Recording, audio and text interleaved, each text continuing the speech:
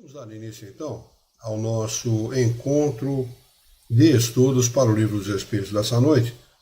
Hoje é dia 22 de maio de 2024, uma quarta-feira, são 19 horas e 34 minutos na cidade de Jaú. Nós estamos transmitindo o nosso encontro de estudos em nome e em homenagem à Associação Jauense de Estudos Espíritas, localizada na cidade de Jaú, estado de São Paulo, Brasil. Estamos estudando no referido livro, capítulo 2, Penas e Gozos Futuros, no subtítulo de número 3, Intervenção de Deus nas Penas e Recompensas. A questão é de número 963.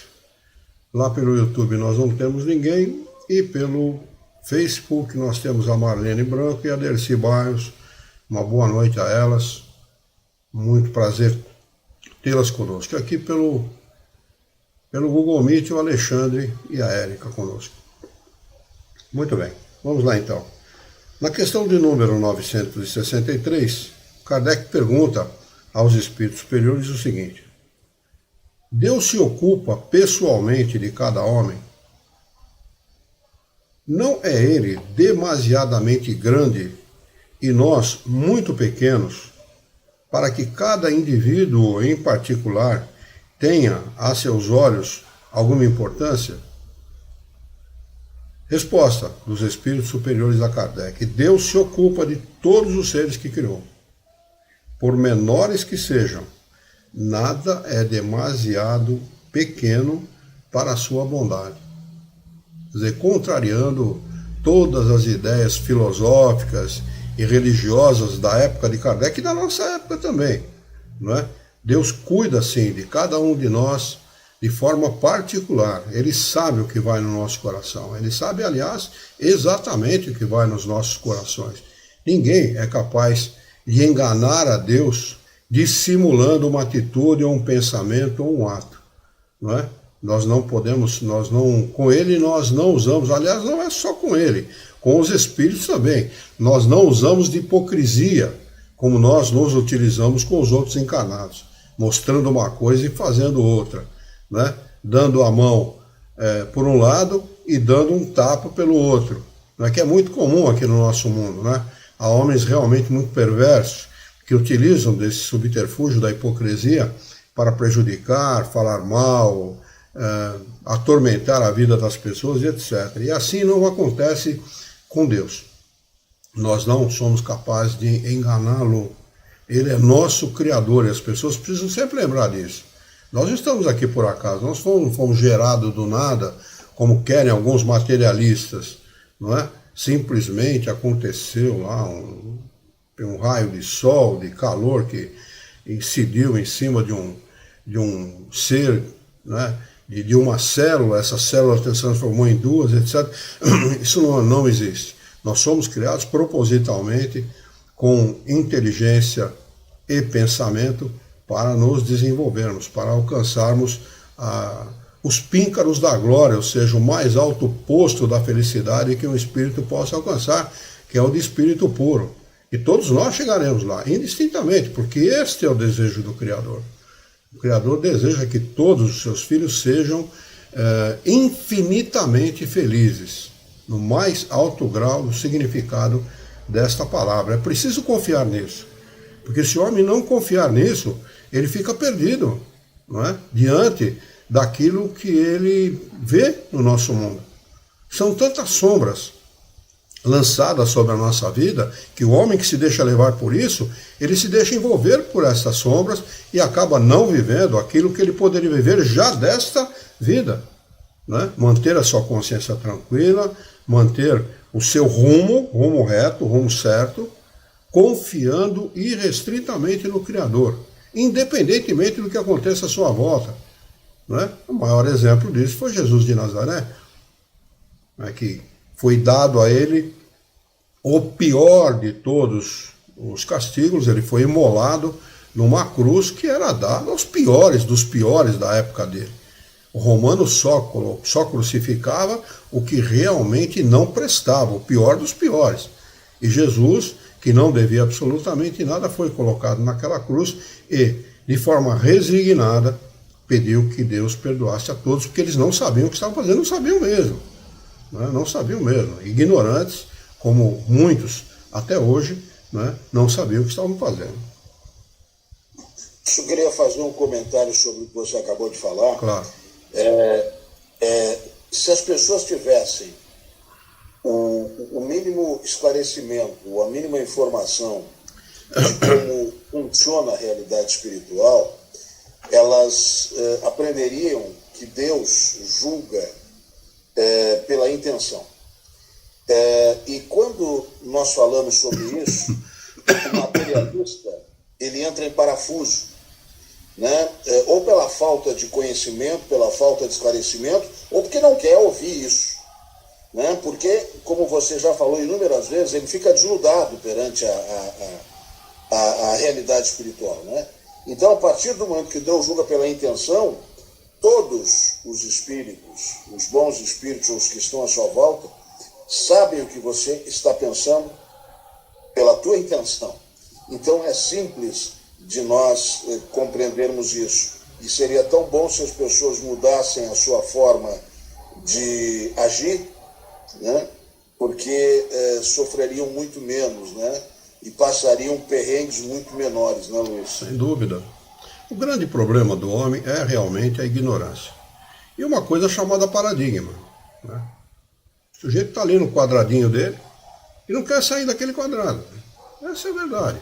A gente tem que quebrar os paradigmas, sobre todos os aspectos, em todas as coisas. É preciso inovar.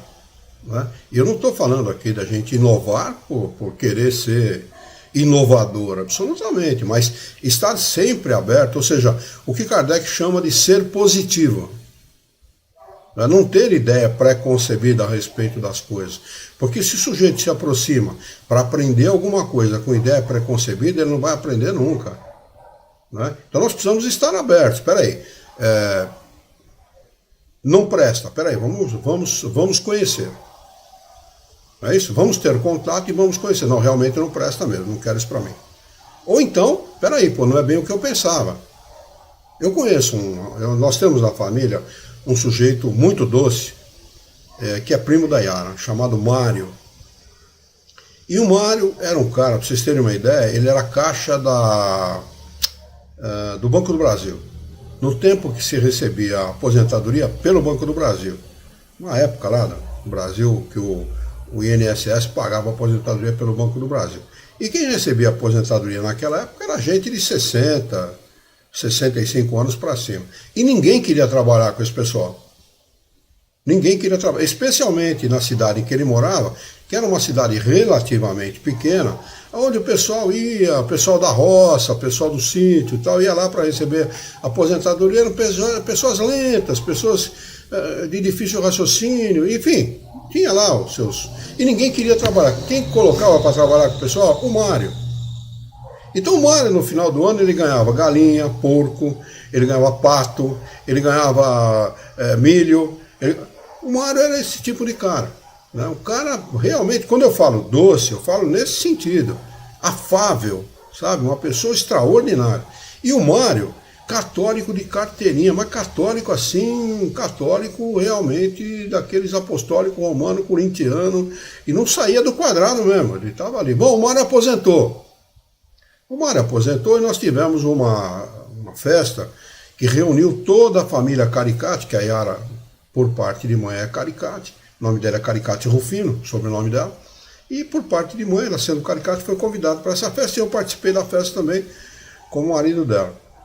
E o Mário estava presente. Ele contou para mim, eu me aposentei, fui estudar filosofia. Falei, eu quero te parabenizar. Falei, parabenizar? Por quê? Ele falou, porque o espiritismo, eu não sabia o que era espiritismo. Eu tinha um preconceito em doutrina espírita que você não faz ideia. Aí eu comecei a estudar filosofia.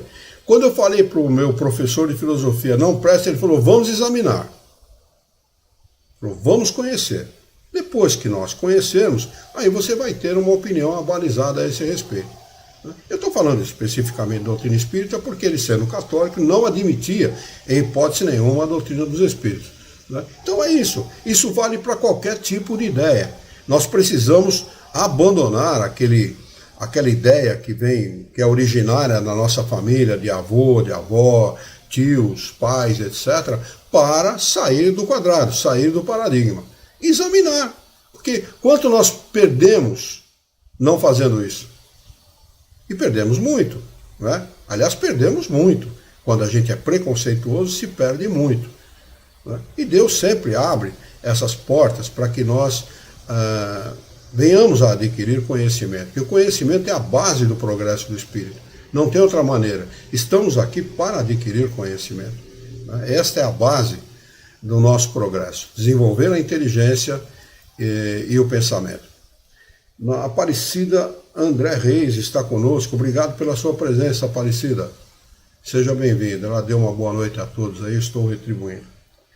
Vamos lá na questão de número 964. Pergunta Kardec aos espíritos superiores o seguinte: Deus tem necessidade de se ocupar de cada um dos nossos atos para nos recompensar ou nos punir? Quando ele fala em punir, ele está se utilizando da linguagem da época, que a França era dominada pela Igreja Católica, e na Igreja Católica eles adotam a ideia de punição. E nós sabemos, como espíritas, estudiosos da doutrina, que Deus não pune ninguém, e nem perdoa também, ele ama. Ele não precisa nem perdoar, nem punir ninguém. Ele simplesmente ama, ele deixa aos seus filhos o caminho aberto, o caminho livre. Ele que vai entender, não é? Porque, aliás, a nossa consciência é o aguilhão do espírito. Depois que nós desencarnamos, não existe carrasco pior do que a consciência. É o pior dos carrascos.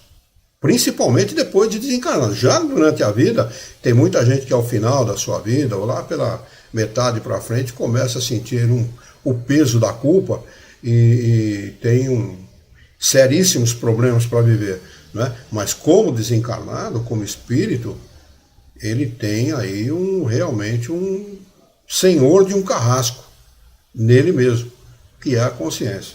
Então ele não precisa nem punir e nem perdoar, simplesmente amar e dar a seus filhos toda a oportunidade necessária, as oportunidades que nós precisamos, e todos nós temos. É que a maioria não confia nisso, né? Ah, não, eu vejo a vida de fulano nasceu com aquilo voltado para a lua, porque ele ganha tudo, o dinheiro vem na mão dele, ele não precisa fazer esforço. Mentira, não existe nada disso, né? Basta que nós arregacemos as mangas e vamos em busca. E todo mundo consegue, o trabalho vence tudo, não é? Não existe nada que venha pela sorte, pelo acaso, né? Tudo é fruto do trabalho, do empenho, da dedicação, bom ânimo, coragem, que nós tenhamos em buscar as coisas, né? Buscar as soluções para a nossa vida. Então, ele segue perguntando o seguinte: a maioria desses atos não são para ele insignificantes? Resposta dos espíritos superiores: Deus tem as suas leis. Prestem atenção nessa resposta, porque ela é reveladora, que regulam todas as vossas ações. As leis de Deus, as leis naturais, elas foram instituídas para permitir a vida no universo. Não é só aqui no nosso mundinho, não.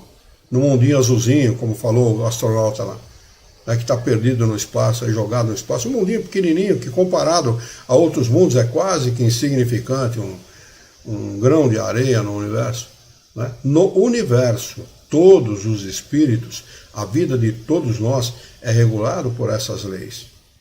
A principal delas, a principal de todas elas é a imortalidade. A imortalidade do espírito. Lei que Jesus trata de divulgar durante a sua passagem pela Terra incessantemente. Ele faz da divulgação desta lei o escopo, o ato principal do seu trabalho. Confie nisso. Confie que você é um espírito imortal. Saiba disso. Você nem está aqui por acaso e nem vai acabar a sua vida no momento da morte do corpo físico. A sua vida prossegue. A sua vida é infinita. A partir do momento que você é criado, a sua vida é infinita. Isso é que nos distingue do Criador. O Criador é o ser incriado, total, totalitário, amplo.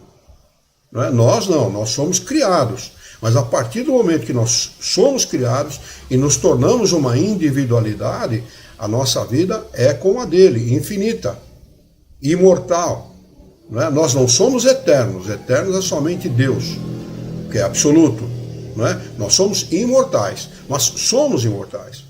Estamos aqui não somente para viver, mas para aprender todas as coisas, a amar, a perdoar, a errar, a aprender com os nossos erros, principalmente. Né? Esse é o grande, vamos dizer assim, o grande atalho da vida. Né? Aprender com os próprios erros. Eu digo atalho por quê? Porque você aprende muito mais com os erros do que com os acertos. Então se corta caminho por aí. Né? Poxa, eu errei, eu precisava ter feito diferente. Né? E isso é o que ensina realmente a todos nós. Então o Criador é magnânimo em todas as suas coisas. E as leis de Deus são absolutas. Elas são iguais, eternas, desde toda a eternidade e absolutamente perfeitas. Não existe imperfeição nas leis de Deus. Né? Imortalidade, reencarnação, evolução, livre-arbítrio e causa e consequência. Essas são as 5 principais. São as leis que regem a vida do espírito pela sua imortalidade. Para sempre. Nós somos regidos por essas leis. Né? Não existe o acaso, né? Como muita gente pensa. Não, eu rezo para o meu filho todos os dias, quando ele sai para ir para a escola, eu rezo todos os dias para ele. Então, quando ele sai para trabalhar, eu rezo pelo meu filho. Você acha que a sua vizinha também não faz o mesmo? Faz a mesma coisa. Então, por que um morre no caminho e outro não? Ah, não, Deus está me castigando. Absolutamente, não existe castigo. É a lei de causa e consequência que rege as nossas vidas. Falta ao homem o quê? A confiança na imortalidade do espírito. Porque se confiasse nisso, saberia que não teria perdido nada, apesar da dor da separação, que é uma dor terrível, eu concordo. E legítima, uma dor legítima. Não é? Mas não existe perda. Ele era um espírito antes de encarnar na sua família. Ele já era um espírito imortal. E ele continua agora, depois do desencarne, um espírito imortal. E com uma vantagem muito grande. Por essa proximidade que ele teve com você, seja você mãe ou pai, ele vai continuar a participar da sua vida de uma forma muito mais intensa que se ele estivesse encarnado. Mas o que faz o homem? Se lamenta, dá com a cabeça na parede, se suicida, faz um monte de bobagem, sendo que se ele tivesse o conhecimento e confiasse em Deus, a coisa seria completamente diferente. Nós saberíamos dessa verdade e confiaríamos nessa verdade. Imortalidade da alma e reencarnação. A reencarnação é a chave de todas as coisas que muda o critério através do qual nós julgamos a vida. Como é que pode um com 2 anos de idade tocar Mozart no piano? Eu não sei nem sentar no piano. Como é que pode um garoto de 2, 3 anos de idade tocar Mozart, Bach, Beethoven no piano? Ah, não, Deus privilegiou ele. Peraí, então ele deixa de ser Deus. Porque ele está sendo parcial. Ele está dando a um aquilo que não deu a outro. Se Deus é parcial, ele deixa de ser justo. E se ele perde uma de suas qualidades, ele deixa de ser Deus. Raciocínio simples, lógico, claro, objetivo. Não tem segredo, não tem nada que leve ao homem a pensar de outra maneira. Se você confia em Deus, você tem que confiar na sua justiça perfeita.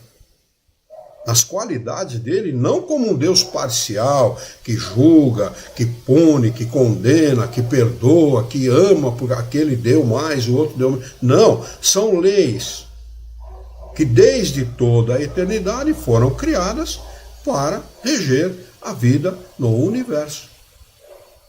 É tão simples isso. E não estamos falando aqui de religião. Quantas vezes eu toquei no assunto religião? Nenhuma. É ciência pura. É ciência pura, basta com o conhecimento. Lei é sempre ciência, não é? Pois não, Alexandre.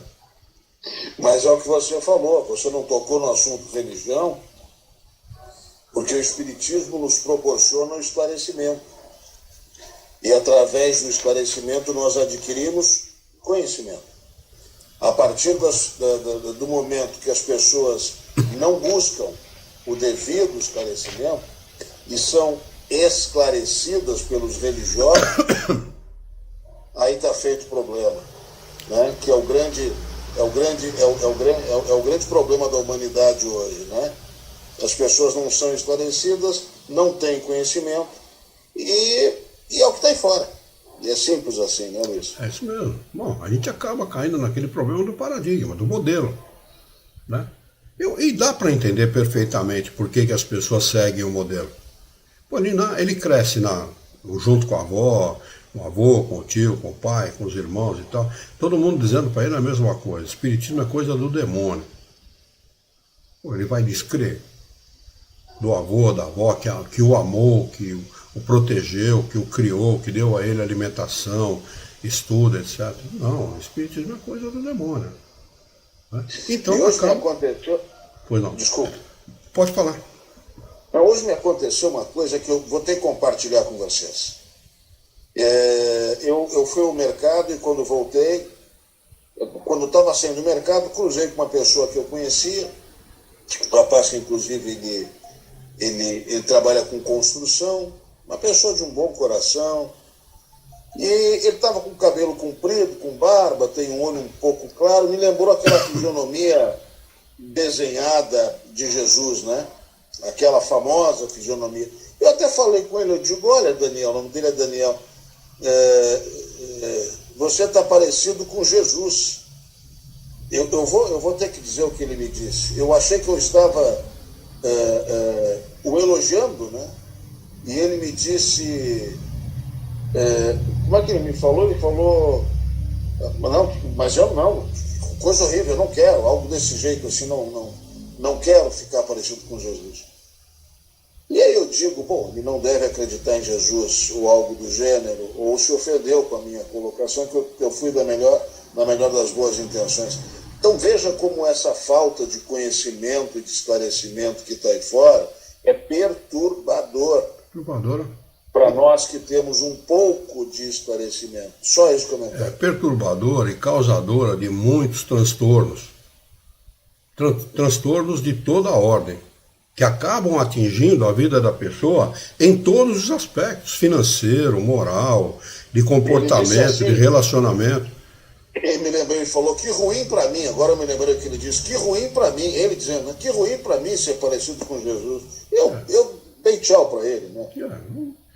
Bom, a gente não pode fazer nada, uma pessoa diante de uma resposta como essa não se pode fazer nada, mas a não ser lamentar, não é?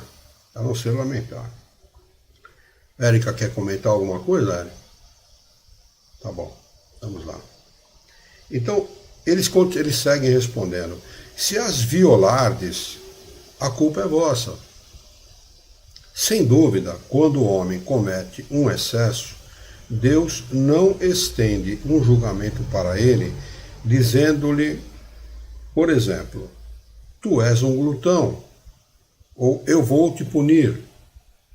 Mas ele traçou um limite. As doenças e, por vezes, a morte são consequência dos excessos. Eis a punição. Ela resulta da infração da lei, assim se passa em tudo. É sempre a infração da lei de Deus. Não é? O que é o sofrimento nas nossas vidas, se não as nossas infrações cometidas no passado? Não é? A pessoa às vezes passa por um problema, eu já passei por alguns na minha vida, não é? Uns eu venci, outros não e tal. Mas fala, por que eu estou passando por isso? Eu não fiz nada nessa encarnação para merecer o que eu estou passando. Pelo contrário, eu sempre procurei agir corretamente. É claro que a gente não faz tudo perfeito, mas procurei agir corretamente. Porque isso está me atingindo. E se a pessoa não tem o conhecimento da lei de causa e consequência, né, ela acaba se revoltando contra a vida, contra Deus, imprecando contra Deus, muitas vezes dando uma resposta como essa que você recebeu aí do seu amigo. Se revoltam contra a vida ao invés de serem resignados, porque paciência e resignação é coisa rara de se encontrar nas pessoas. Não é? A paciência é o consentimento da razão. E a resignação é o consentimento do coração. Está lá no Evangelho segundo o Espiritismo. paciência e resignação. É uma das lições que constam no Evangelho segundo o Espiritismo, que mais me tocam, que falam muito para mim, como pessoa, né? Nós precisamos realmente ter paciência e resignação diante da vida, para vencer esta vida. Se nós conseguirmos vencer esta vida, nós venceremos a eternidade. Seremos felizes na eternidade, seremos felizes depois que nós desencarnarmos. E se a vida é lá, por que não investir lá e não aqui? Ah, mas ele me ofendeu. Peraí, você se ofendeu porque você é orgulhoso. Só orgulhoso é atingido pela ofensa. A pessoa humilde não se ofende. A pessoa humilde cala. Cala, não, como diz a historinha do mestre chinês, não aceita o presente. Não sei se vocês conhecem essa história, não é? O mestre chinês foi convidado pelo seu maior inimigo para um encontro. Tanto esse inimigo do mestre veio com um grupo de pessoas, como o mestre veio com um grupo de seguidores junto com ele. Então, ao chegar no encontro, este inimigo ofendeu esse mestre de todas as maneiras. Falou dele, da família dele, enfim, xingou ele todo quanto é nome e tal, e ele simplesmente calou, não falou nada. E um dos seus seguidores, depois que o outro foi embora, que o seu inimigo foi embora, perguntou para ele, poxa, por que ele te ofendeu tanto e o senhor não respondeu absolutamente nada? Ele falou, não, escute, aprenda. Ele veio trazer um presente para mim. Eu não aceitei o presente. Ele levou o presente junto com ele de volta. Humildade. Humildade pura e simples. Nada mais do que isso. E nós não somos, é tudo que nós não somos, é humilde. Se o sujeito faz algum movimento no trânsito, ou algum movimento no mercado, algum movimento no banco, alguma coisa que nós não gostamos, a gente revida no debate pronto. É tudo que nós não temos é humildade. A gente aceita o presente. Quer dizer, o cara vem entregar um presente e a gente aceita o presente. E nós não deveríamos aceitar. Não é? Que temos conhecimento para isso. E eu estou falando dos espíritas, dos cristãos. Tem conhecimento para isso. Né? Mas, lamentavelmente, a gente ainda não aprendeu, lamentavelmente, a não aceitar esse tipo de presente. Ele segue.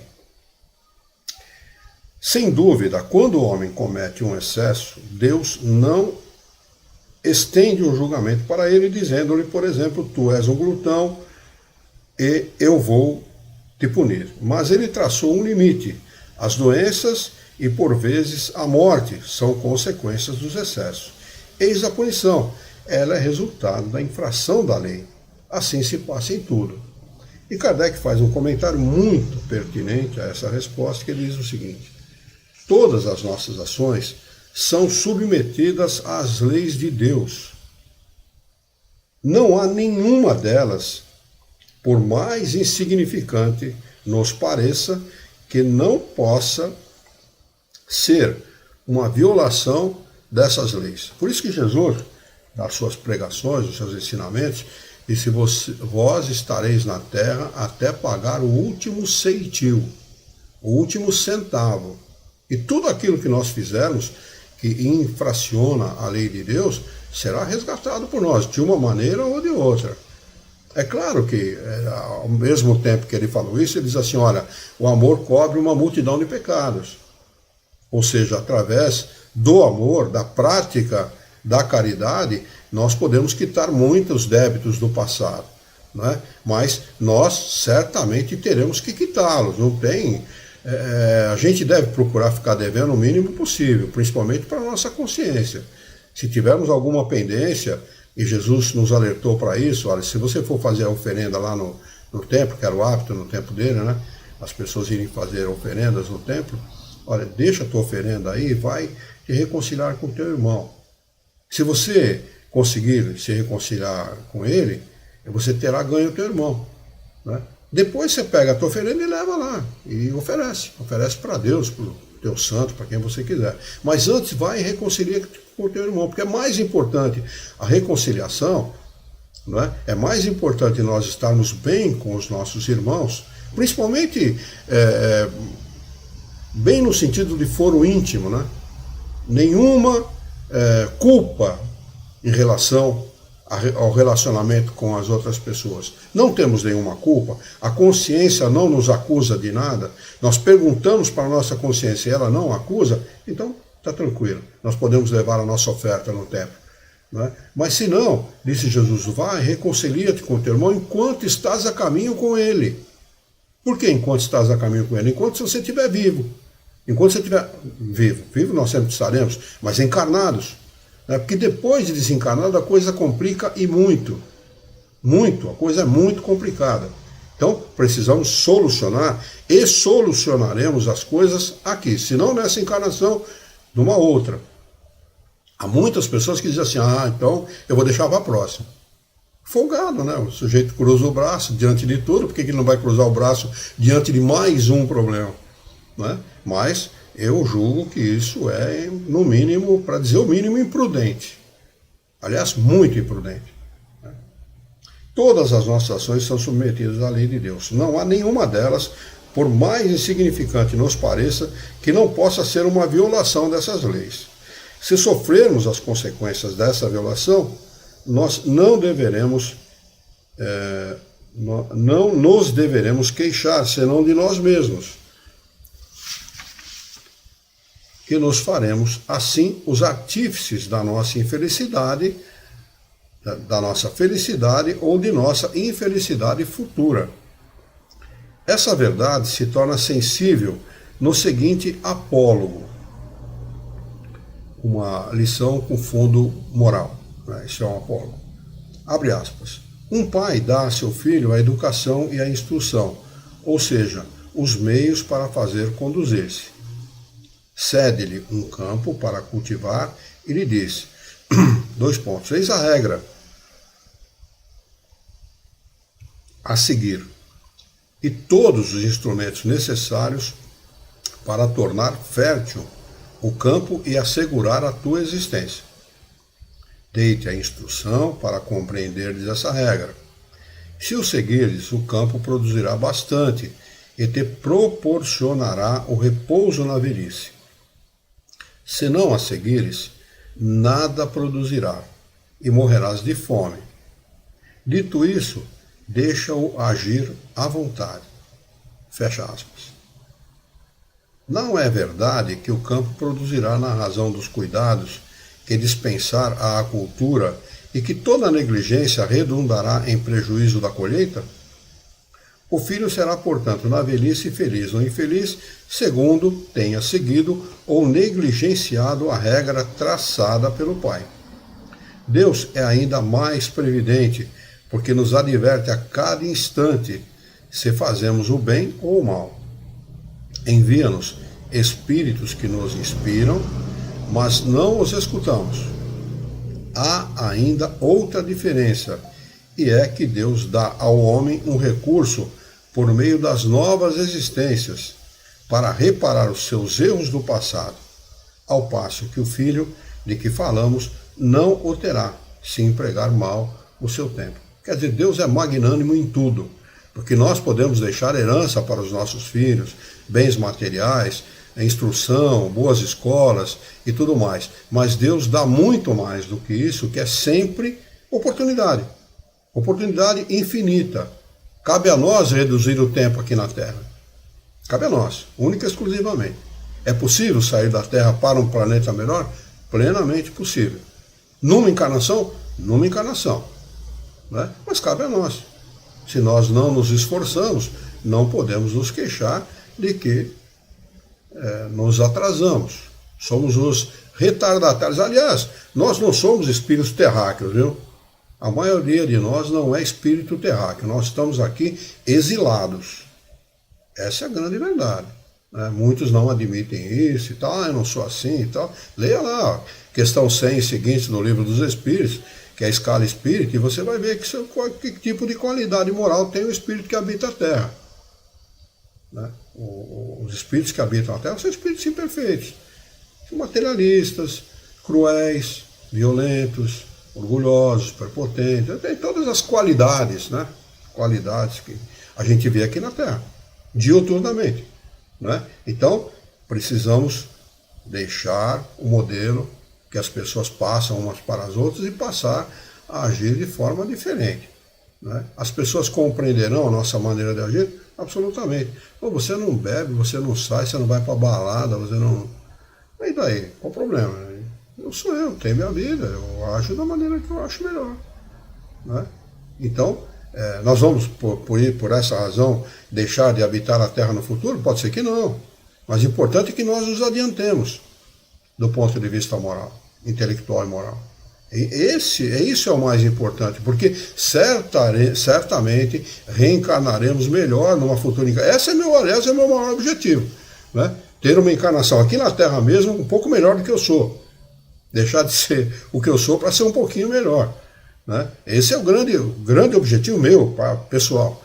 Não ir para outro planeta, não, porque realmente eu estou muito longe disso.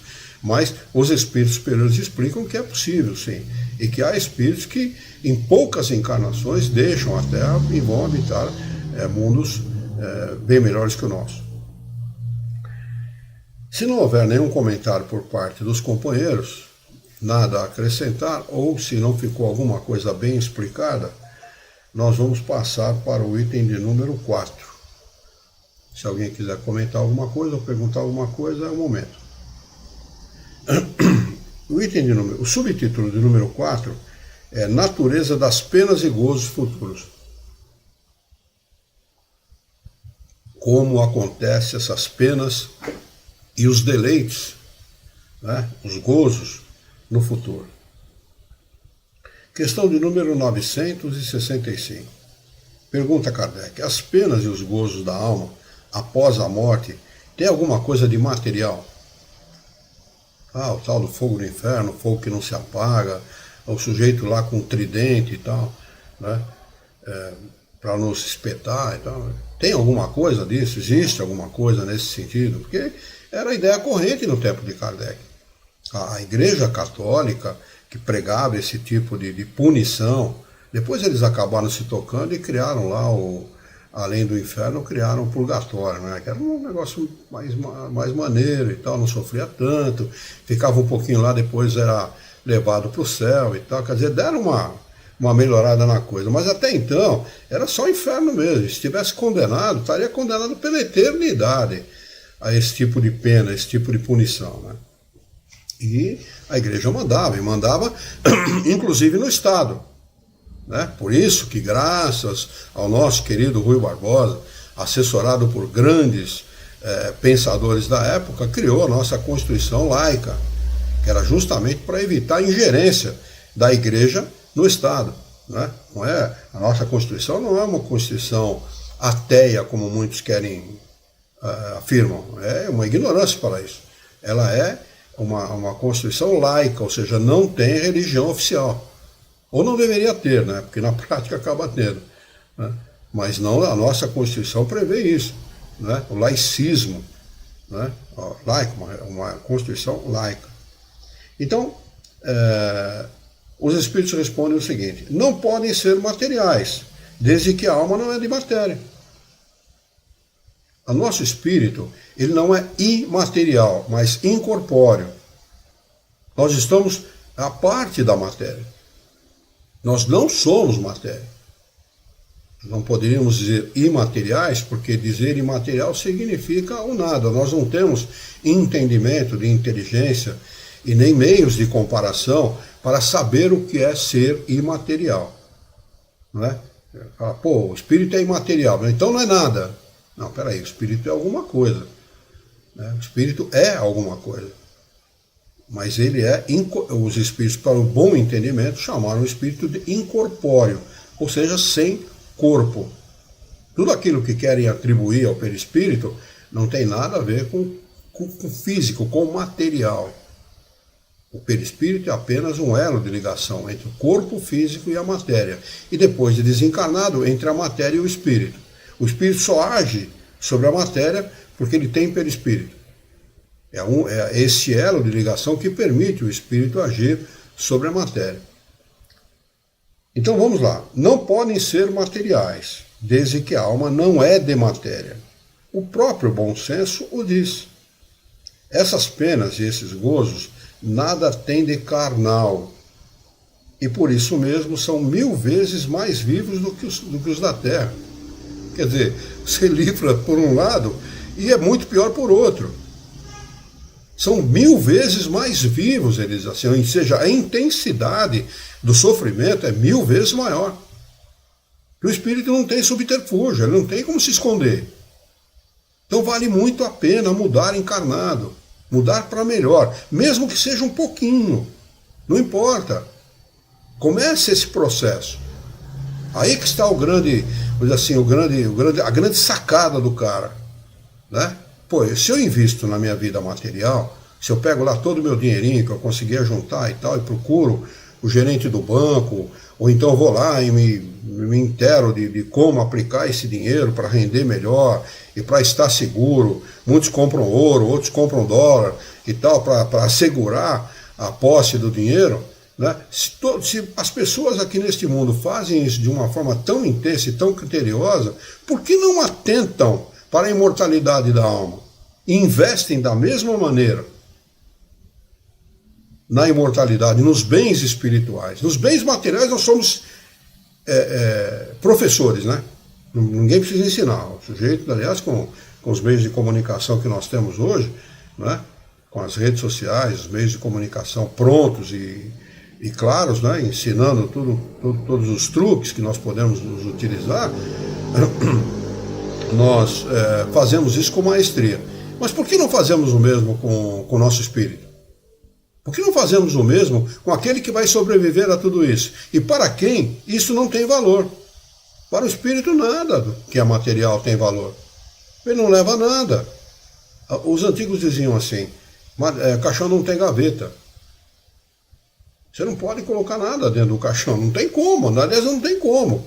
Todos aqueles que tentaram não aproveitaram. Você pega lá os reis e rainhas do Egito, que faziam aqueles grandes túmulos, onde eles colocavam ouro, onde inclusive os seus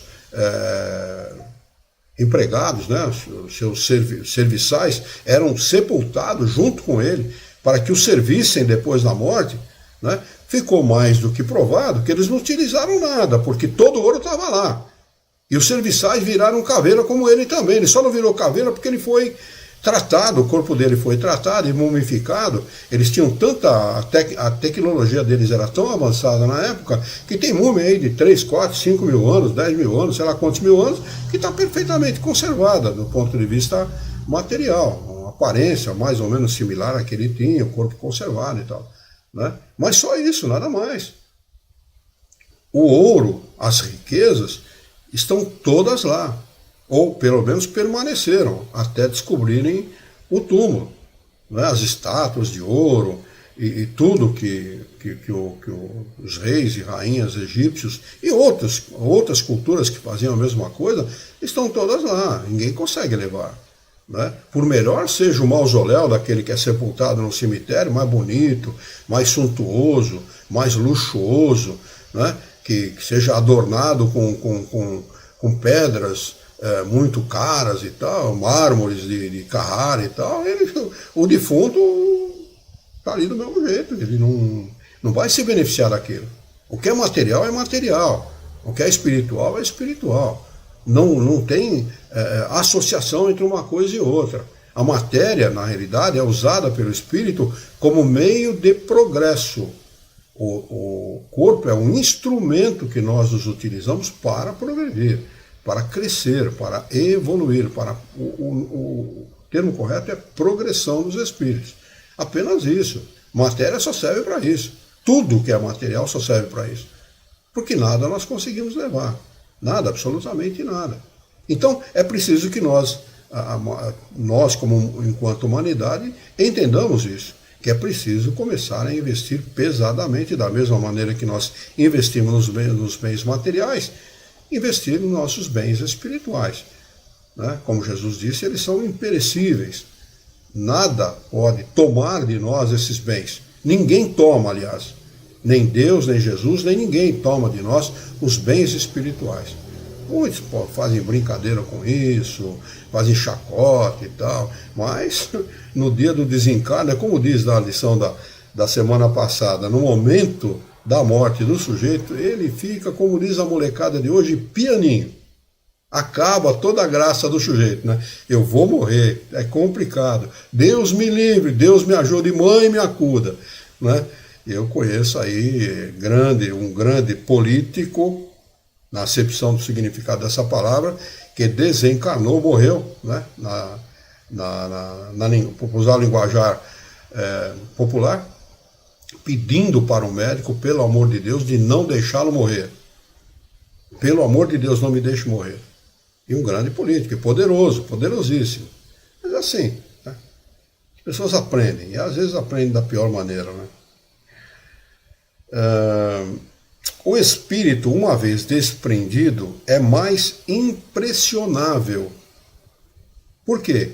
Porque não existem os órgãos localizados e circunscritos, fechados, para que nós percebamos o exterior.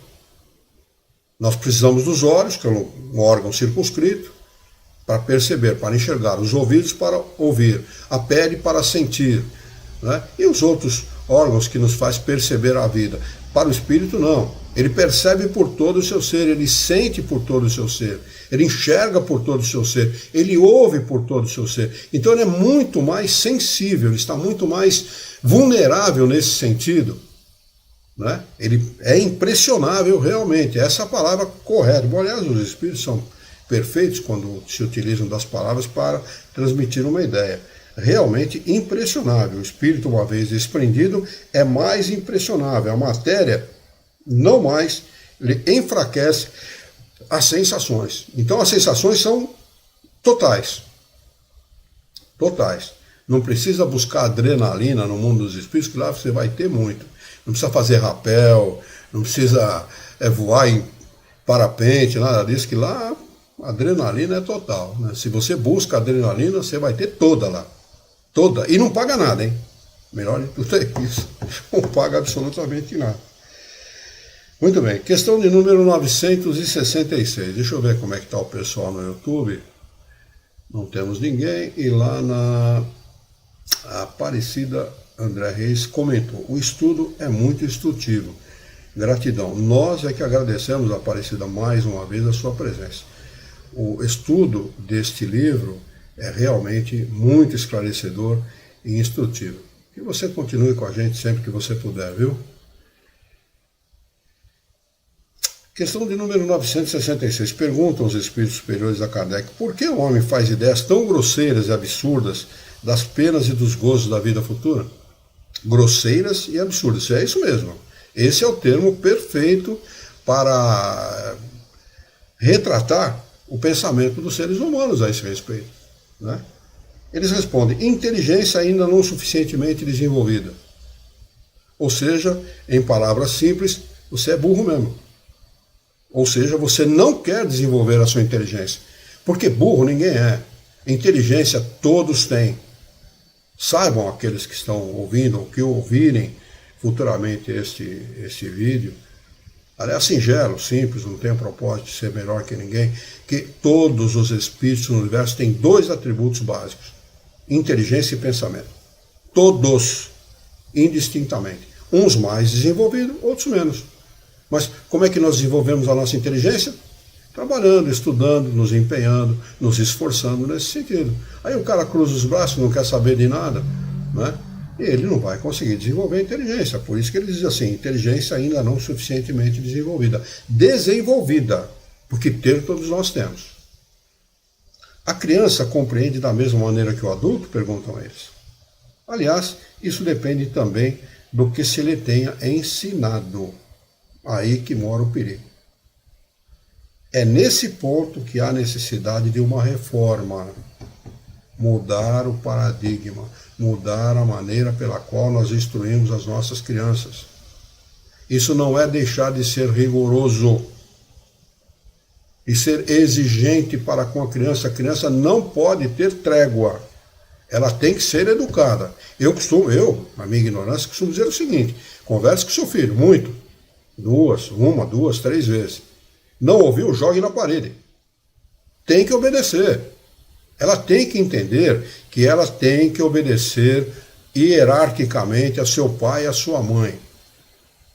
Tem que obedecer. Então nós precisamos fazer isso. Mostrar aos nossos filhos o caminho e principalmente, como boa parte dos pais não estão fazendo, dar o exemplo.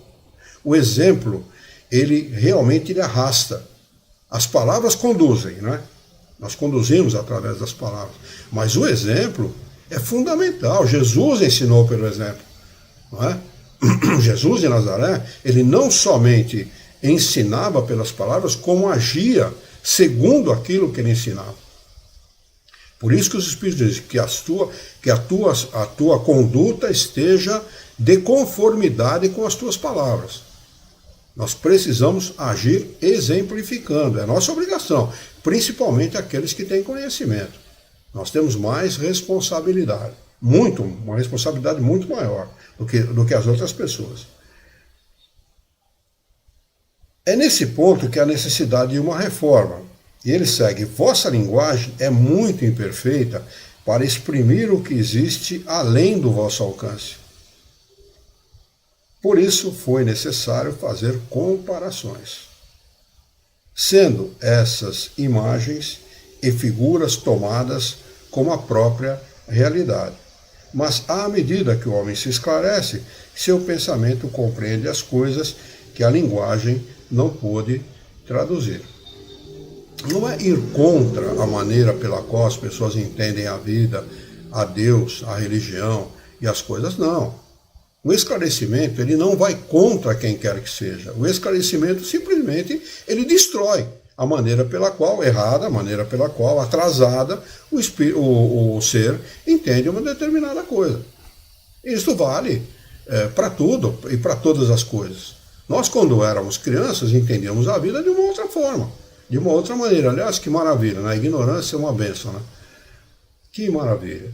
A gente sorria para tudo, nada tinha importância. Se o governo tomasse uma medida, a gente pouco estava se lixando para tudo e tal. Mas depois que nós nos tornamos adultos, que nós passamos a encarar a vida e ter que ser, muitas vezes, o provedor, o organizador, o orientador, isso muda de figura. Nós passamos a ter uma exigência maior para conosco mesmo em relação à responsabilidade. Não é? Então não é ser destruidor da crença dos outros, mas o esclarecedor, esclarecer as pessoas segundo as verdades reais. Quando Jesus disse: conheça a verdade e a verdade vos libertará, ele estava falando exatamente nesse sentido. Vai libertar do quê? A verdade liberta do quê? Da ignorância. Porque a ignorância é que realmente atrasa o progresso do espírito. Ignorar, não conhecer, desconhecer. E o desconhecimento, ele realmente é pernicioso para o espírito. Questão de número 967. Pergunta Kardec aos espíritos superiores: em que consiste a felicidade dos bons espíritos? Resposta: em conhecer todas as coisas. Conhecimento. O conhecimento destrói a crença. Há pessoas que creem e há pessoas que sabem. São duas pessoas distintas. A que crê aceita qualquer coisa, porque ela crê. Então, se fulano falou, porque falou, está certo. E a pessoa que sabe, ela não acredita em absolutamente nada. Ela estuda. Quando ela não sabe, ela vai em busca do conhecimento. Busca, fuça aqui, fuça lá e compara, coteja uma informação com a outra até formar a sua opinião. Esse é o conhecedor, esse é o estudioso. E é isso que nós precisamos fazer. Cotejar, comparar. Quando pegar um livro, compulsar o livro de tal maneira a esmiuçar esse livro. Nós não podemos pegar um livro e simplesmente abrir na metade para ver o que contém o livro. Não. Começamos a conhecer o livro pela capa. Peraí, essa capa ela é bem feita, é bem elaborada, ela realmente busca informar o leitor daquilo que contém o livro. Muita gente diz que conhece seu livro pela capa, né? E isso, de certa forma, tem uma razão de ser. Nem sempre é verdadeira essa afirmação, mas tem muito a ver com aquilo que contém o livro. Né? Então, procurar conhecer a contracapa, o prólogo, a introdução, né? E tudo que compõe o livro. O que fazem os espíritas dentro do centro espírita? Abre o Evangelho segundo o Espiritismo ao acaso e deixa o mais importante lá na introdução. Que na introdução tem uma orientação de Kardec segundo a universalidade do ensino dos espíritos, que ninguém fala sobre isso. E a maioria dos espíritos pega o Evangelho e abre uma vez por semana em casa e faz o tal do Evangelho no lar. O pior do que o Evangelho no lar é o culto do Evangelho no lar. Sabe quem criou esse nome? Vocês têm ideia de quem criou esse nome? Chama-se Federação Espírita Brasileira. O que Kardec fala? O Espiritismo não tem culto. Uma pessoa perguntou para mim na internet, mas então eu não devo fazer o Evangelho no lar? Eu falei, claro que você deve. Sem fazer culto. Apenas isso. Não faça disso um culto. Porque o Espiritismo não tem culto. Aliás, não tem igreja, não tem hierarquia sacerdotal, não tem cerimônia, não tem nada que se refira à religião. Não é? Mas o correto é fazer o que você disse agora há pouco, é pegar o livro de cabo a rabo e lê-lo todo. Exatamente. Aqueles que não conhecem, abram lá, por favor, na introdução do livro O Evangelho segundo o Espiritismo e leiam o que Kardec fala a respeito do controle universal do ensino dos espíritos. Por favor, façam isso. Sabe quem não aceita esse controle? A FEB. A FEB é contra esse controle. Por isso que nós temos aqui no Brasil, eles conseguiram a proeza de transformar a doutrina espírita numa religião. Foi a FEB que fez isso. Exatamente o oposto daquilo que pregam os espíritos superiores. Exatamente o oposto. Mas, tecnicamente à parte, vamos continuar aqui na resposta dos espíritos.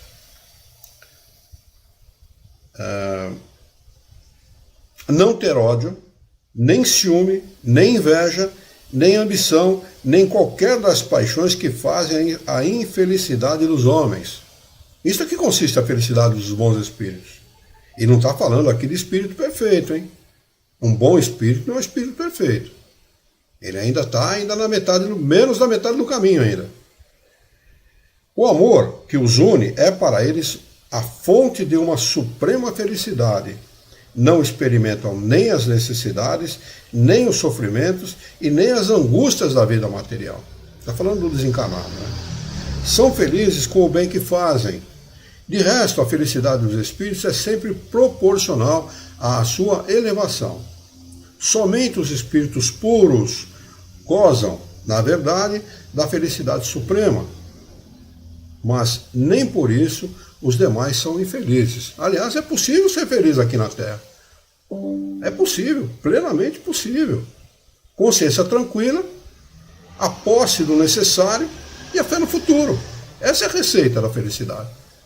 Quem gosta de ter somente o necessário? Nós não gostamos disso. Não é? Aliás, eu queria aqui fazer um comentário que eu fiz com o Alexandre, um pouco antes de nós iniciarmos os nossos estudos.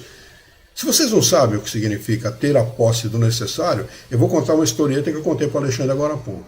Um sujeito africano, que eu sigo ele no Kauai, ele chega para um amigo dele do mesmo vilarejo que ele mora e pergunta para ele assim, ele falou, um brasileiro confidenciou comigo, comentou comigo que os brasileiros chegam a jogar carne de frango fora. E é verdade isso, muita gente faz cara feia para carne de frango. Nas nossas churrascarias, a última coisa que se serve é frango, porque ninguém quer. Né? E ele falou, pô, eu não consigo entender uma coisa dessa. Vocês querem ver? Aí pegou e entrevistou o sujeito. Fulano, eles falam muito mal português, né? Eles têm uma língua própria. Alguns falam português, mas não são muitos. E esse falava. E perguntou, fulano, qual foi a última vez que você comeu frango na sua vida? Ele falou, dia tal do mês tal de 2020. Eu não lembro nem o dia nem o mês. 2020, 4 anos atrás. Ele falou, por que você não compra frango? Ele falou, porque é uma coisa muito cara e só os ricos podem comer. Então, se você come frango, você faz parte de uma elite no mundo. Aí fala, mas frango é uma coisa, né? Realmente, antigamente, no meu tempo de criança, por exemplo, o frango era uma coisa feita no domingo, a mamãe fez uma macarronada com frango e tal, né? Mas para eles, arroz e feijão também é uma coisa de luxo. Então o que eles comem? Folha. Pega a folha de macaxeira, pica a folha, cozinha a folha e come. Aquilo é o alimento deles. Então nós somos riquíssimos. E nós nos queixamos muitas vezes daquilo que nós não temos o direito de nos queixar. Então, ter a posse do necessário é isso. É saber, ter a sabedoria de reconhecer que Deus nos dá muito mais do que nós merecemos. Especialmente aos brasileiros. Eles seguem, somente os espíritos puros gozam, na verdade, da felicidade suprema. Mas nem por isso os demais são infelizes. Entre os maus e os perfeitos há uma infinidade de graus, nos quais os gozos são relativos ao estado moral. Os que são bastante adiantados compreendem a felicidade dos que avançaram mais do que eles, e a ela aspiram, mas isso é para eles motivo de emulação, ou seja, de incentivo, e não de inveja. Sabem que deles depende alcançá-la e trabalham com este fito, com este propósito, mas com a calma da consciência pura. Sentem-se felizes de não ter de sofrer o que sofrem os maus. Eu só queria fazer um comentário aqui, um pouquinho antes dessa resposta, não é? Que ele diz assim, os gozos são relativos ao estado moral. Quanto mais o homem se afasta da moralidade, mais ele sofre. E mais ele é vítima de si mesmo. Quanto mais ele se afasta da moralidade. Moralidade, moral e moralidade, que é a qualidade daquele que tem moral. Tudo que acaba em ade ou dade significa qualidade. Então, moralidade é a qualidade daquele que tem moral. Então, tenha moralidade e trabalhe em cima disso com fervor, com convicção, com determinação. Ah, mas isso é chato, torna a vida chata. Não torna, não. Torna a vida tranquila. Consciência em paz. O que é o mais importante. Muito bem. Nós vamos encerrar os nossos estudos anotando a questão de número 968 para o nosso próximo encontro, na próxima quarta-feira. Vamos ver aqui se tem alguma pergunta dos nossos irmãos. Nilmar Gávio entrou, disse boa noite para você também. Muito obrigado pela sua presença. Viu, meu amigo? É um prazer tê-lo conosco. Então, se não houver nenhuma pergunta, se vocês não quiserem comentar nada, nós vamos fazer a nossa prece de encerramento. Muito bem. Então eu convido a todos para que procurem esquecer, procurem deixar de lado os encontros e desencontros desse dia, para nós voltarmos o nosso pensamento a Deus. Mentalizarmos a figura excelsa e amiga de Jesus, nosso mestre, nosso modelo e guia da humanidade, e juntos com Jesus nos dirigirmos ao Criador. Nosso Pai, Senhor da vida, fonte inesgotável de paz, de amor, de bondade, de misericórdia e justiça, para, fazendo um parênteses, vibrarmos amorosamente, intensamente, pelos nossos irmãos do Rio Grande do Sul, aqueles que desencarnaram e os que estão encarnados, vivendo uma situação realmente de tragédia. Tragédia do ponto de vista material, porque do ponto de vista espiritual não há injustiça, nós sabemos disso, Senhor. Mas nós vos pedimos humildemente para que esses nossos irmãos sejam assistidos no seu sofrimento, para que tenham força e bom ânimo para vencer as suas dificuldades. E quanto a nós, vos pedimos também força, bom ânimo, coragem, ideias renovadas, alegria de viver e muito entusiasmo para que nós possamos trabalhar, sermos úteis à sociedade em que vivemos e desta forma dignificar a vida. Dá-nos ainda, Senhor, a coragem de orientar a própria existência por um profundo e sincero respeito pelo nosso próximo. Em Teu nome, em nome de Jesus, em nome dos bons espíritos, em nome do nosso diretor espiritual e de sua equipe, nós declaramos encerrado o nosso encontro de estudos dessa noite. E que assim seja.